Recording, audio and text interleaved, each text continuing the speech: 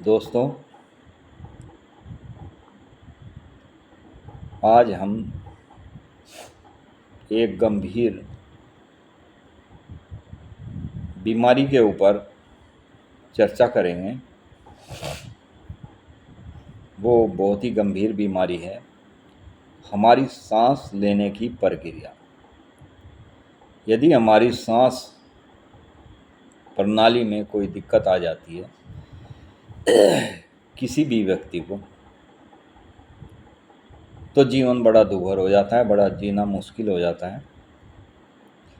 क्योंकि सांस ही हमारे प्राण हैं, इसे प्राण वायु भी कहते हैं। दोस्तों, इसके कई कारण हो सकते हैं।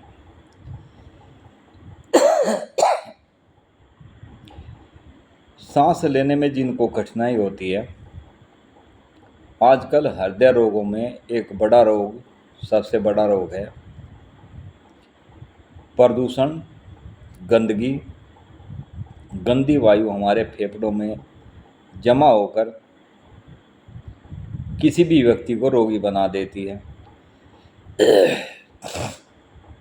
और हृदय के तमाम रोग पैदा हो जाते हैं। हृदय के तमाम रोग उत्पन्न होने शुरू हो जाते हैं। इसका कई कारण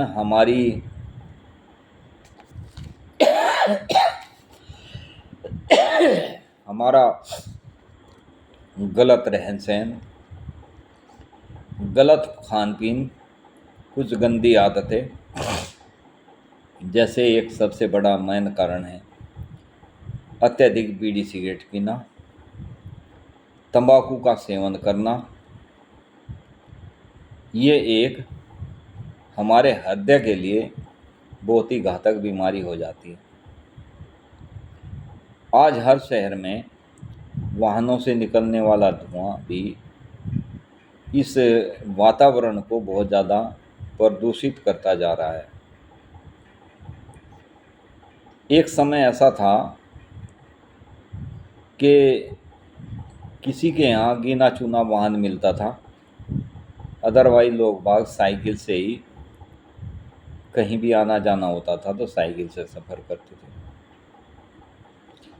आज की स्थिति है, यदि किसी व्यक्ति को चंद कदम की दूरी से भी कोई चीज़ लानी हो, कोई सामान लाना हो, तो उसके लिए तुरंत उसको बाइक निकालनी पड़ती है या गाड़ी निकालता है, या जिनके पास स्कूटी हो स्कूटी निकालते हैं। यानी पैदल चलना दूभर हो गया है लोगों के लिए। इतना आरामदायक अपना शरीर बना लिया है जो हमारे शरीर को बहुत ही नुकसानदायक है। पहले लोग बाग साइकिल चलाते थे या पैदल चलते थे, डायबिटीज़ नाम की कोई चीज़ नहीं होती थी।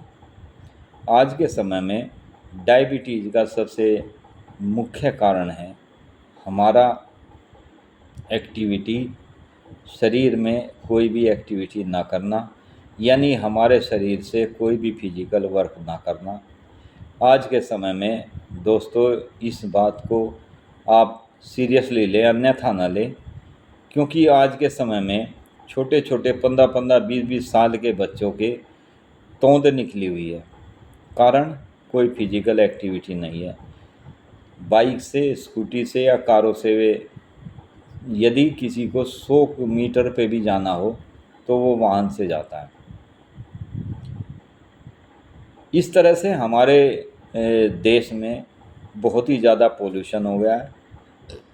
पहले पोल्यूशन नहीं था, गिने चुने वाहन थे।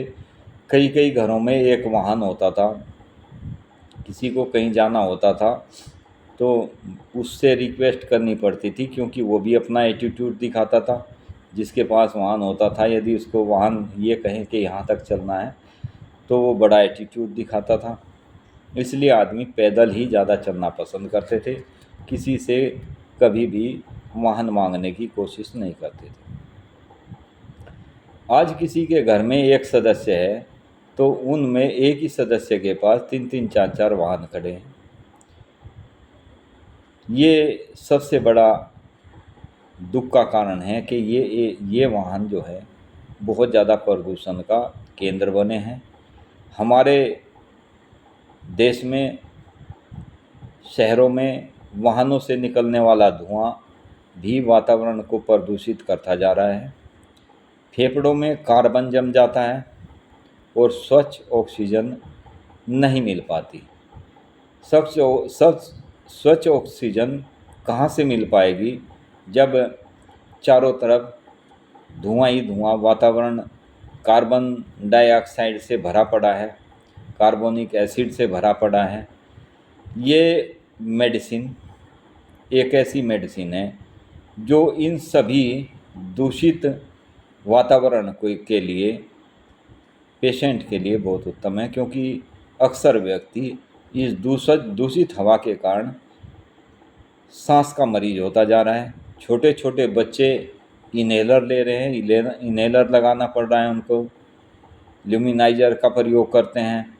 दोस्तों, ल्यूमिनाइजर जरा से बच्चों को यदि आपने देना शुरू कर दिया तो उनकी आगे की लाइफ कैसे पूरी हो पाएगी, ये बहुत ही दुर्भाग्य और दुखदायी विषय है। सोचने की, इस पे ऊपर सोचना चाहिए। रोगी स्वच्छ सांस ले सके, इसके लिए आज मैं आपको ऐसी मेडिसिन बताऊंगा जिस मेडिसिन को लेने से हमारे लंग्स को स्वतः ही ऑक्सीजन मिलनी शुरू हो जाती है। ये मेडिसिन हमारी श्वास प्रणाली अर्थात रिस्पिरेटरी ऑर्गन्स तथा पाचन प्रणाली, इन दोनों पर बहुत ही अच्छा प्रभाव डालती है। रिस्पिरेटरी ऑर्गन जो है हमारे, ये स्वस्थ होने बहुत ज़्यादा ज़रूरी है। फेफड़ों में कफ जमा हो जाता है, इतना कि सांस लेने में बहुत ज़्यादा दिक्कत होने लगती है। यह मेडिसिन श्वास केंद्रों को उत्तेजित करती है और उनमें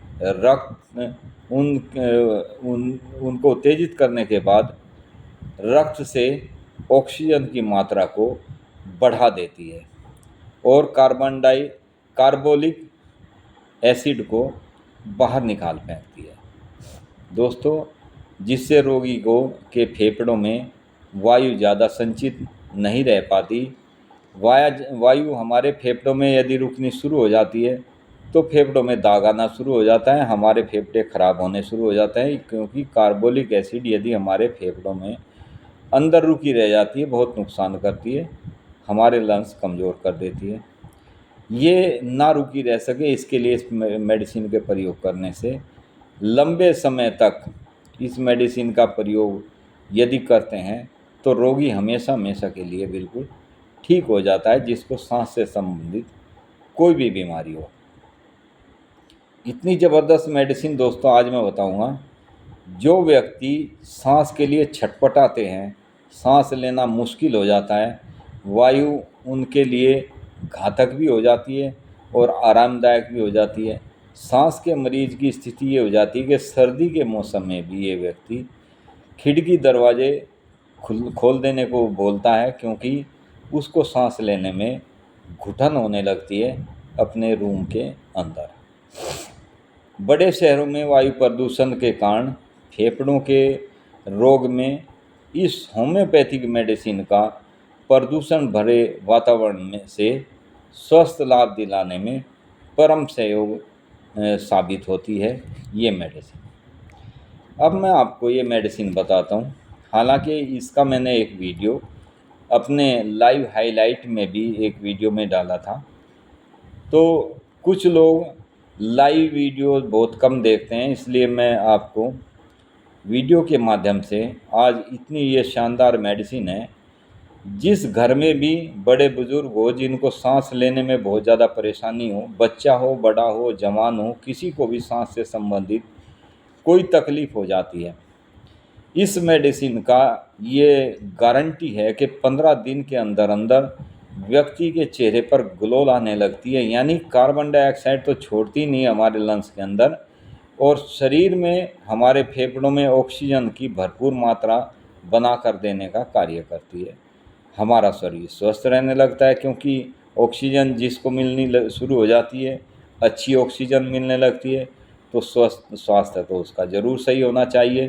दोस्तों, ये मेडिसिन जो है, ये मेडिसिन है, सबसे पहली मेडिसिन है एस्पिडोस्पर्मा।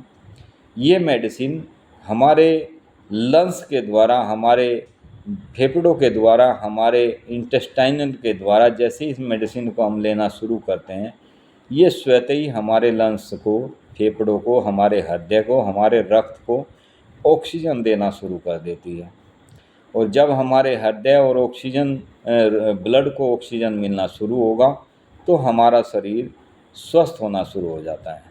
ये मेडिसिन एस्पिडोस्पर्मा, इसको मदर टिंचर फॉर्म में लेने से बहुत ही ज़्यादा लाभ मिलने शुरू हो जाते हैं। दोस्तों, दूसरी मेडिसिन है इसमें लोबेलिया इन्फ्लांटा। लोबेलिया इन्फ्लांटा एक ऐसी मेडिसिन है, जिन व्यक्तियों को पूरे दिन व्यक्ति ठीक रहेगा, जैसे ही शाम होती है व्यक्ति भोजन आदि से निवृत्त होकर सोने की कोशिश करता है, तो उसका सांस उखड़ना शुरू हो जाता है। ऐसे पेशेंट के लिए लोबेलिया इन्फ्लांटा बहुत ही अच्छा कार्य करने वाली मेडिसिन है। चेस्ट के ऊपर कितना भी बलगम चिपका हो, उसको बाहर निकाल फेंकती है। इसमें जो तीसरी मेडिसिन है दोस्तों, वो मेडिसिन है इपिकाक। इपिकाक एक ऐसी मेडिसिन है जिसके लंग्स में बहुत ज़्यादा बलगम चिपका रहता है, सांस लेना मुश्किल हो जाता है। बलगम इतनी भारी मात्रा में चिपका रहता है, चिपकने का कारण होता है कि व्यक्ति को जब भी कभी भी जुकाम वगैरह कुछ होता है और वे व्यक्ति बहुत हाई एंटीबायोटिक्स ले लेते हैं, तो उन हाई एंटीबायोटिक्स के कारण हमारे जो श्लेष्मा निकल रहा होता है वो हमारे लंग्स में चिपकना शुरू हो जाता है, जिसके कारण ये बीमारियां उत्पन्न होती है। सांस लेना मुश्किल हो जाता है, सांस लेना दुभर हो जाता है। दोस्तों, इन तीन मेडिसिन एस्पिडोस्पर्मा, लोबेलिया इन्फ्लांटा और इपिकाक, इन तीनों मेडिसिन को आप मदर टिंचर में लें और एक साथ एक शीशी में मिलाकर रख लें। ध्यान रहे मेडिसिन समान मात्रा में हो और मदर टिंचर में हो, तीनों को आप एक शीशी में मिला के रख लें। इस मेडिसिन की 15-15 ड्रॉप दवाई, यदि आप किसी की स्थिति ज़्यादा खराब है तो 2-2 घंटे बाद भी दे सकते हैं, और यदि पेशेंट एक नॉर्मल स्थिति में है, कभी कभी उसको दिक्कत होती है, तो उसके लिए सुबह दोपहर शाम इन मेडिसिन की 15-15 ड्रॉप 1/4 कप पानी में डालकर देना शुरू करें। पेशेंट के सांस लेने की दिक्कत ही दूर नहीं, उसके शरीर में नई ऊर्जा आनी शुरू हो जाती है, ब्लड सर्कुलेशन सही हो जाता है, सांस लेने की प्रॉब्लम दूर हो जाती है, लंग्स में, हमारे फेफड़ों में चिपका हुआ बलगम बिल्कुल साफ हो जाता है, और रोगी व्यक्ति को सांस की जो तकलीफ़ होती है वो बिल्कुल ठीक हो जाती है। तो दोस्तों, ये था आज का हमारा टॉपिक, सांस लेने की दिक्कत, सांस लेने में कठिनाई या सांस लेने में तकलीफ़ होना, पूरा सांस ना ले पाना, ऐसे पेशेंट के लिए इन तीनों मेडिसिन को कॉम्बिनेशन के रूप में बनाकर, यदि हो सके तो गुनगुने पानी में डालकर इस मेडिसिन का सेवन करें, तो बहुत ही अच्छे और बहुत ही उचित लाभ मिलने शुरू हो जाते हैं। रोगी दिन प्रतिदिन स्वस्थ होना शुरू हो जाता है। हफ्ता 10 दिन के अंदर अंदर ही रोगी का पता चल जाता है कि ये अब स्वस्थ होना शुरू हो गया है। Thank you friends.